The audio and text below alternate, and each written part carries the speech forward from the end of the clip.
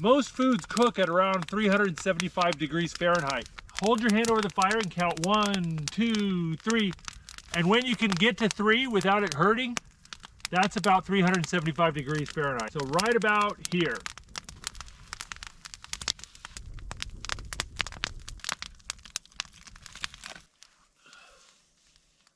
As the fire kind of changes, you need to adjust your meat. I like a little bread with my steak, so I brought along some bread dough.